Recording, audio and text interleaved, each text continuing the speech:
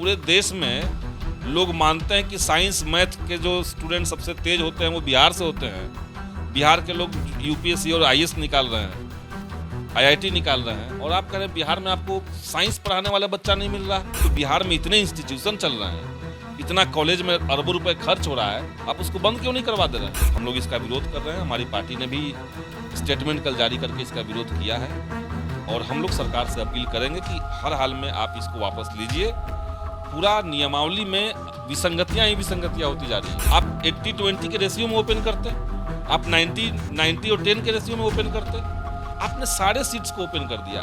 कि आपने चूंकि बजट में फंड एलोकेट नहीं किया है, इसलिए आप बहाली निकाल भी रहे हैं, तो अलग अलग तरीके से उसको मैनिपुलेट करके उसको डाइवर्ट करने की कोशिश। नियत क्या है, नौकरी देना है या फिर लटका के रखना है? हम नहीं कह सकते नियत क्या है। देखिए, इसमें 8 कोर्ट में केस पेंडिंग पड़े हुए हैं। मैंने हमको तो लग रहा है कि ये जो नियोजित शिक्षकों की बहाली क्वालिटी एजुकेशन के नाम पे हो रहा है, वो सिर्फ स्टंटबाजी और कुछ नहीं। आप बीमारी पकड़ रहे हैं, आधा अधूरा पकड़ रहे हैं, और इलाज कहीं और कर रहे हैं। पेट में दर्द है, सेरिडोन खिला दे रहे हैं, माथे दर्द का इलाज। यही हो रहा है। सरकार को लड़ना चाहिए था भाजपा से, एनडीए से। ये नहीं कि सरकार लड़ने लगे शिक्षकों से, सरकार लड़ने लगे अभ्यर्थियों से। ये नहीं होना चाहिए। आप अपना फोकस तय कीजिए, और यहाँ के शिक्षक, यहाँ के अभ्यर्थी आपके लिए स्ट्रेंथ बनेंगे, वो आपकी ताकत बनेंगे। परीक्षा से आप नहीं जज कर सकते हैं, परीक्षा से आप क्वालिटी में सुधार नहीं कर देंगे। हाँ, परीक्षा से आप सुधार तब करते जब आप ये बात एस्टेब्लिश कर देते कि परीक्षा में जो लोग फेल करेंगे उनको निकाल दिया जाएगा। ये तो आप कर नहीं रहे हैं। जो आपकी जो जांच प्रक्रिया है उसको पारदर्शी बनाइए, उसको भ्रष्टाचार मुक्त बनाइए।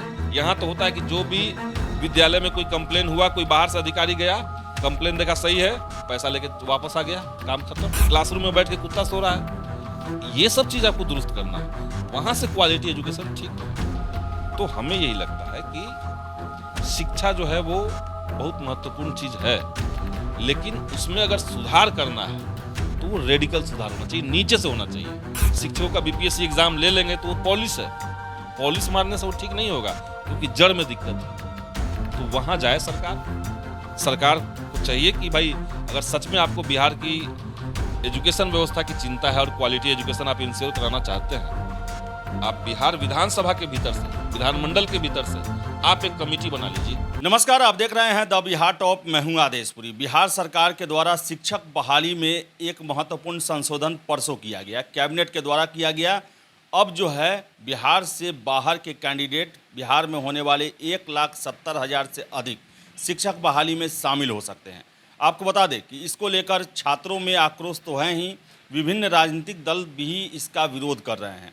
हमारे साथ हैं संदीप सौरभ, पालीगंज के विधायक हैं, CPI-ML से आते हैं, और आपको बता दें कि इन्होंने जो नई शिक्षक नियमावली आई है, शुरू से उसके कई बिंदुओं पर ऑब्जेक्शन उठाया, और मुख्यमंत्री नीतीश कुमार से मिले भी, और शिक्षकों की तरफ से सरकार पर दबाव भी बना रहे हैं। इनसे ही हम बात करते हैं कि आखिर हो क्या रहा है। सरकार कहा जाए तो आपकी ही सरकार है, और लगातार सेल्फ गोल करते ही जा रही है।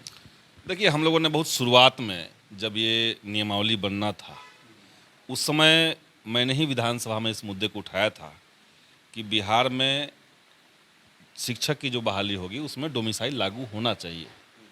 और उस संबंध में मेरी बात भी हुई, अपर मुख्य सचिव से बात हुई, शिक्षा विभाग में अन्य अधिकारियों से बात हुई। तो उसके बाद ये इंश्योर हुआ, मैंने लिखित में दिया, और पूरे तर्क के साथ मैंने दिया था कि डोमिसाइल क्यों लागू होना चाहिए बिहार में, क्योंकि 6ठे चरण तक तो डोमिसाइल नहीं था। 7वें चरण में उस समय अपर मुख्य सचिव महोदय ने कहा कि ठीक है, हम इसको लागू करवाने की बात करते हैं। तो लागू हुआ, उसको विज्ञापन नियमावली में डाला गया। अब अचानक से परसों जो हुआ, बगैर कोई लॉजिक के, बगैर कोई तर्क के, कोई बगैर डेटा के, डेटा भी सरकार ने नहीं दिया है, आपने उसको हटा दिया। हमें ये लग रहा है कि ये जो नियमावली आई है, नियमावली आने के बाद फॉर्म भराने तक ये जो 8 बार संशोधन आपने कर दिया है, तो ये साफ साफ दिखा रहा है कि नियमावली बनाते वक्त आप ओवरऑल चीज़ों को देख नहीं पा रहे थे, समझ नहीं पा रहे थे, आनन फानन में चीज़ें की जा रही हैं। तो हम लोग तो इसका बहुत मुखर विरोध करते हैं कि आपने डोमिसाइल हटाया, क्योंकि बिहार में युवाओं के पास रोजगार के और दूसरे माध्यम नहीं है। बाकी राज्यों में है, वहाँ कल कारखाने हैं, उद्योग धंधे हैं। बिहार में ये सब नहीं है। तो बिहार के जो लाखों अभ्यर्थी हैं उनका जॉब इंश्योर कैसे होगा, उनको रोजगार कैसे मिलेगा? जब सरकार ये सरकार नहीं थी, महागठबंधन की सरकार नहीं थी और हम लोग विपक्ष में थे, तब पूरे विपक्ष ने एक साथ कहा था, पूरे महागठबंधन ने एक साथ कहा था कि बिहार में डोमिसाइल लागू होना चाहिए और हमारी सरकार आएगी तो डोमिसाइल लागू करेंगे। आज माननीय उप मुख्यमंत्री जी हैं, इनका बयान है, राष्ट्रीय जनता दल का ऑफिशियल बयान है। लेकिन अब जब सरकार में हम लोग आ गए हैं तो जनता की तो अपेक्षा बड़ी है हमसे कि आपने जो वायदा किया था वो कीजिए। तो जो पहले से डोमिसाइल था उसको आखिर किस तर्क से हटा दिया गया, ये हम समझ नहीं पा रहे हैं। अब कल मैं देख रहा था माननीय शिक्षा मंत्री जी का बयान कि वो कह रहे थे कि भाई साइंस के जो सब्जेक्ट्स हैं उसमें एलिजिबल कैंडिडेट्स बिहार में नहीं है। टैलेंट पर प्रश्न उठा दिए। हाँ, मतलब पूरे देश में लोग मानते हैं कि साइंस मैथ के जो स्टूडेंट सबसे तेज होते हैं वो बिहार से होते हैं। बिहार के लोग यूपीएससी और आईएएस निकाल रहे हैं, आईआईटी निकाल रहे हैं, और आप कह रहे हैं बिहार में आपको साइंस पढ़ाने वाला बच्चा नहीं मिल रहा है। आप कह रहे हैं कि बिहार में आपको इंग्लिश पढ़ाने वाला बच्चा नहीं मिल रहा है। तो बिहार में इतने इंस्टीट्यूशन चल रहे हैं, इतना कॉलेज में अरबों रुपए खर्च हो रहा है, आप उसको बंद क्यों नहीं करवा दे रहे हैं? आपको कैसे नहीं मिल रहा है? और नहीं मिल रहा है तो इसका कोई रास्ता होता ना, इसका कोई रास्ता आप निकालते। आप ये कहते कि चलिए भाई हम पहले बहाली ले रहे हैं और अगर योग्य अभ्यर्थी किसी पर्टिकुलर सब्जेक्ट का नहीं मिलेगा हम दोबारा से कोई रास्ता निकालेंगे, तब उसको ओपन करेंगे कुछ सीट को। आप 80-20 के रेशियो में ओपन करते, आप 90 और 10 के रेशियो में ओपन करते। आपने सारे सीट्स को ओपन कर दिया। जैसे ही आपने ओपन किया तो आप देख लीजिए कि पिछले बार तक का जो रिकॉर्ड है, छठे चरण तक का, कि बिहार में शिक्षक की बहाली में अधिकांश लोग उत्तर प्रदेश से आ रहे हैं। किसी पर्टिकुलर स्टेट के लोगों को कहीं दूसरे स्टेट में नौकरी मिले, इससे हमें कोई एतराज़ नहीं है। लेकिन जब सारे राज्यों में डोमिसाइल पॉलिसी चलेगी और बिहार में वो पॉलिसी नहीं होगी तो बिहार के बच्चे कहीं और अप्लाई नहीं कर पाएंगे, लेकिन सब जगह के बच्चे बिहार अप्लाई कर लेंगे। तो ये गलत है, हम लोग इसका विरोध कर रहे हैं। हमारी पार्टी ने भी स्टेटमेंट कल जारी करके इसका विरोध किया है और हम लोग सरकार से अपील करेंगे कि हर हाल में आप इसको वापस लीजिए। पूरा नियमावली में विसंगतियां ही विसंगतियां होती जा रही है। हम लोग एकदम शुरुआत से कह रहे हैं कि जब सरकार ने ये कहा है कि भाई हम बिहार में 10 लाख लोगों को रोजगार देंगे और उसमें सबसे बड़ा माध्यम जो है वो शिक्षा बहाली होगी, शिक्षकों की बहाली होगी, सबसे बड़ा दायरा उसका होगा। अब उसी में आप कह रहे हैं कि 1,70,000 बहाली है, इसमें नए अभ्यर्थी जो हैं वो अप्लाई करें और पुराने जो 4 लाख शिक्षक हैं नियोजित वो भी इसी पर अप्लाई करें। तो ये रोजगार कैसे कहलाएगा? ये रोजगार कैसे कहलाएगा? आपको याद होगा विधानसभा में हम लोग की ही सरकार थी, महागठबंधन की ही सरकार थी। पिछले बार जब बजट लाया गया था तो मैंने एक पॉइंट रेज किया था। मैंने कहा था कि ये जो बजट है, इस बजट में चूंकि आप सैलरी के ऊपर फंड एलोकेट नहीं कर पा रहे हैं ज़्यादा, मात्र 4% आपने इजाफा किया है, तो इस 4% में आप रोजगार कैसे देंगे? अब वही दिख रहा है हम लोग को कि आपने चूंकि बजट में फंड एलोकेट नहीं किया है, इसीलिए आप बहाली निकाल भी रहे हैं तो अलग अलग तरीके से उसको मैनिपुलेट करके उसको डाइवर्ट करने की कोशिश कर। नियत क्या है, नौकरी देना है या फिर लटका के रखना है? हम नहीं कह सकते नियत क्या है। देखिए, इसमें 8 कोर्ट में केस पेंडिंग पड़े हुए हैं और अगर एक बार भी कोई कोर्ट से आदेश हो गया, किसी एक केस में हो गया कि बहाली को रोक दिया जाए, तो बिहार के तो बच्चे कहाँ जाएंगे, क्या करेंगे?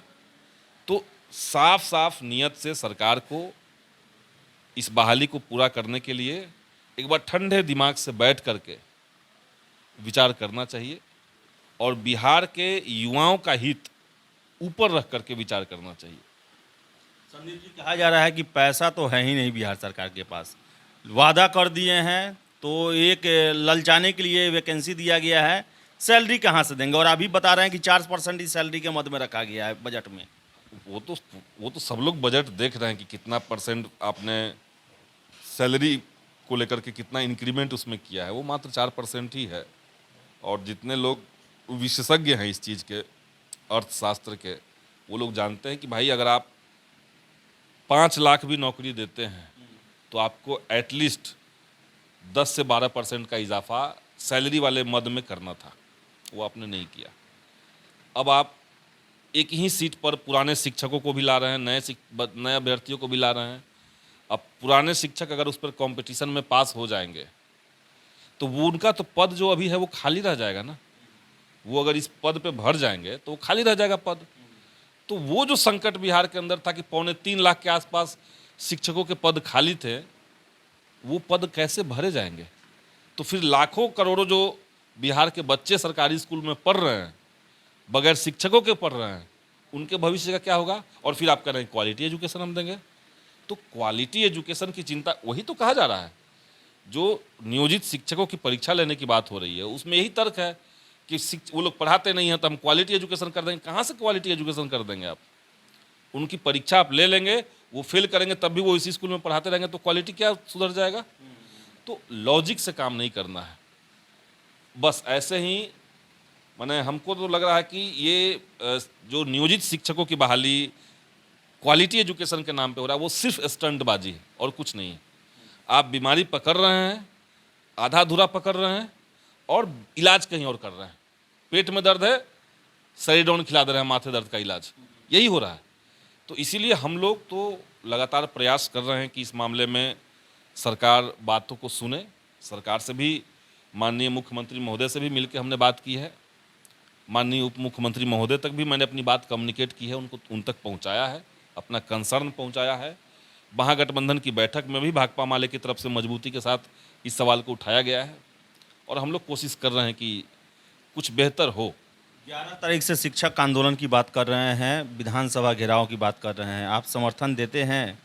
देखिए, हम लोगों ने भी एक शिक्षक संगठनों का एक मोर्चा बनाया हुआ है, वहाँ भी हम लोगों ने निर्णय लिया है, बिहार शिक्षक संघर्ष मोर्चा, वहाँ भी हम लोगों ने निर्णय लिया है कि निश्चित तौर से विधानसभा सत्र के दौरान हम लोग आंदोलन करेंगे। परमिशन की कोशिश हुई। अब परमिशन, आंदोलन के लिए परमिशन देने में भी आनाकानी सरकार के लोग कर रहे हैं, तो वो जैसे ही मिलता है तो निश्चित तौर से हम लोग 11 में भी रहेंगे और उसके बाद भी आंदोलन अगर चलेगा तो हम लोग रहेंगे। आंदोलन में तो रहना ही ना है। सरकार को शुरुआती तौर पर क्या करना चाहिए जिससे जो है ये मामला जो है थोड़ा सॉर्ट आउट हो? देखिए, अगर ये महागठबंधन की सरकार बनी है और इसका मुख्य फोकस अगर देश में सांप्रदायिक फासीवादी ताकत को परास्त करना है तो पूरा फोकस होना चाहिए था भाजपा को हराने के लिए रणनीति बनाने का। सरकार को लड़ना चाहिए था भाजपा से, एनडीए से। ये नहीं कि सरकार लड़ने लगे शिक्षकों से, सरकार लड़ने लगे अभ्यर्थियों से, ये नहीं होना चाहिए। आप अपना फोकस तय कीजिए और यहाँ के शिक्षक, यहाँ के अभ्यर्थी आपके लिए स्ट्रेंथ बनेंगे, वो आपकी ताकत बनेंगे। लेकिन आप जैसे ही अपना तीर घुमा देंगे शिक्षकों की तरफ, आप सिर्फ परीक्षा नहीं ले रहे हैं बल्कि एक सर्कुलर निकाल करके ये कह दिया गया है कि स्कूल का जो चपरासी है, जो प्यून है, वहाँ जो और जो कर्मचारी होंगे पंचायत के, वो सब शिक्षकों पर निगरानी करते रहेंगे। मतलब आप पूरी शिक्षा व्यवस्था में जो भी कमी कमजोरी है उसमें अपनी ऐतिहासिक भूमिका को, ऐतिहासिक जिम्मेदारी को छिपाने के लिए सारा जो ठिकरा है वो शिक्षकों के माथे पर फोड़ रहे हैं। सब चीज़ के लिए उनको जिम्मेदार ठहरा रहे हैं, जबकि शिक्षकों की कमी है तो शिक्षक के चलते शिक्षकों की कमी नहीं है। स्कूल में अगर टीचर्स नहीं है तो सरकार की जिम्मेदारी थी। स्कूल में अगर बेसिक इंफ्रास्ट्रक्चर नहीं है, सरकार की जिम्मेदारी थी। आपका स्कूलों में पढ़ाई कब शुरू हो रही है, उनको टेक्स्ट बुक कब मिल रहा है, 6 महीने बाद, किसकी जिम्मेदारी थी? सरकार की जिम्मेदारी है। तो सरकार अपनी जिम्मेदारी कबूल करे, शिक्षकों की जहाँ पे कमी है उसको दुरुस्त करने के लिए मैं बार बार कहता हूँ। केरला में, दिल्ली में क्या मॉडल चल रहा है? वहाँ शिक्षकों का एक बार अपॉइंटमेंट होता है, नियुक्ति होती है, उसके बाद रिगरस ट्रेनिंग। परीक्षा से आप नहीं जज कर सकते हैं, परीक्षा से आप क्वालिटी में सुधार नहीं कर देंगे। हाँ, परीक्षा से आप सुधार तब करते जब आप ये बात एस्टेब्लिश कर देते कि परीक्षा में जो लोग फेल करेंगे उनको निकाल दिया जाएगा। ये तो आप कर नहीं रहे हैं। आप परीक्षा दे दीजिए और घर चले जाइए, उसी तरीके से पढ़ाते रहिए और बदले में मेरा क्वालिटी एजुकेशन हो जाएगा। नहीं, आप ट्रेनिंग दीजिए 6-6 महीना पे, अनिवार्य कर दीजिए उस ट्रेनिंग को। आप शिक्षकों में जो बेहतर पढ़ाएंगे उनको प्रोत्साहन दीजिए, उनको बाहर भेजिए ट्रेनिंग के लिए। और आप जो आपकी जो जांच प्रक्रिया है उसको पारदर्शी बनाइए, उसको भ्रष्टाचार मुक्त बनाइए। यहाँ तो होता है कि जो भी विद्यालय में कोई कंप्लेन हुआ, कोई बाहर से अधिकारी गया, कंप्लेन देखा सही है, पैसा लेके वापस आ गया, काम खत्म। ये होता है ना। तो ये सब चीज़ें आप ठीक कीजिए। स्कूलों में बेंच कुर्सी नहीं रहेगा, टेबल नहीं रहेगा, बच्चों को बैठने के लिए जगह नहीं रहेगा, शौचालय नहीं रहेगा, तो क्या होगा वहाँ पे? भवन नहीं होगा तो क्या होगा? भवन में के अंदर गाय भैंस घुसा हुआ है, स्कूल के बिल्डिंग के अंदर क्लासरूम में बैठ के कुत्ता सो रहा है। तो ये सब चीज़ आपको दुरुस्त करना है, वहाँ से क्वालिटी एजुकेशन ठीक होगा। तो हमें यही लगता है कि शिक्षा जो है वो बहुत महत्वपूर्ण चीज़ है, लेकिन उसमें अगर सुधार करना है तो वो रेडिकल सुधार होना चाहिए, नीचे से होना चाहिए। ऊपर से कुछ लिपापोती, कुछ पॉलिश मार देने से शिक्षकों का बीपीएससी एग्जाम ले लेंगे तो वो पॉलिश है, पॉलिश मारने से वो ठीक नहीं होगा, क्योंकि जड़ में दिक्कत है। तो वहाँ जाए सरकार को चाहिए कि भाई अगर सच में आपको बिहार की एजुकेशन व्यवस्था की चिंता है और क्वालिटी एजुकेशन आप इंश्योर कराना चाहते हैं, आप बिहार विधानसभा के भीतर से, विधानमंडल के भीतर से आप एक कमेटी बना लीजिए। कुछ आईएएस पर मत छोड़ दीजिए, जो शिक्षा विभाग में एसी कमरे में बैठ करके कुछ नियम बना देंगे, इसको प्रिंट आउट करके चिपका दो सब जगह, हो गया। आप एक नियम बनाने के लिए आप एक पहले टीम बना दीजिए विधानसभा के अंदर। जनप्रतिनिधियों से ज़्यादा अनुभव किसी अधिकारी का नहीं हो सकता है, ये हम लोग अब समझते हैं कि कोई जनप्रतिनिधि है वो कई एंगल से बातों को समझ सकता है, क्योंकि कई तरह की समस्या हम लोग देखे हुए हैं। तो आप जनप्रतिनिधियों की, विधायकों की, विधानमंडल के सदस्यों की एक टीम बनाइए, कमेटी बना दीजिए। वो ढंग से निगरानी करेगा कि भाई शिक्षा व्यवस्था में कैसे बदलाव होगा। हमने तो इस बात को अपने तरीके से सदन में रखा भी था, कैसे बदलाव हो सकता है। बिहार के सारे स्कूलों को आप अपग्रेड कर दीजिए। जैसे बिहार में केंद्रीय विद्यालय है, कभी कोई दिक्कत नहीं है वहाँ पे। बिहार में नवोदय विद्यालय, कोई दिक्कत नहीं है, वो दोनों भी तो सरकार चला रही है। तो सरकार जब केंद्रीय विद्यालय और नवोदय विद्यालय चला सकती है बढ़िया से, तो सरकार बाकी गांव के जो स्कूल हैं उसको अच्छा से क्यों नहीं चला सकती है? क्योंकि उसके बनिस्पत इसका जो प्राथमिकता है वो माइनस में है। तो इनको अपग्रेड अगर आप कर देंगे, एक साल कुछ सड़क कम ही बनेगा, पुल पुलिया कुछ कम ही बनेगा, लेकिन फंड आप लगा देंगे अगर शिक्षा में, उसके बाद सालों साल चलता रहेगा। तो यहाँ तक सोचना पड़ेगा। हाँ जी, ठीक है। तो ये संदीप सरफ थे और इन्होंने बताया कि क्या क्या सुधार होने चाहिए। इसके साथ साथ इनका यह भी कहना है कि जो विरोध है शिक्षकों का, छात्रों का, वो जायज़ है। डोमिसाइल नीति नहीं लाना चाहिए था, सरकार को डोमिसाइल नीति में कोई फेरबदल नहीं करना चाहिए था, जबकि सरकार ने ऐसा किया कि सभी राज्यों के लिए बिहार का दरवाज़ा खोल दिया। तो देखिए आगे क्या होता है। और भाकपा माले का कहना है कि सरकार को इस फैसले को वापस लेना चाहिए। तो फिलहाल इस वीडियो में इतना ही। बहुत बहुत धन्यवाद।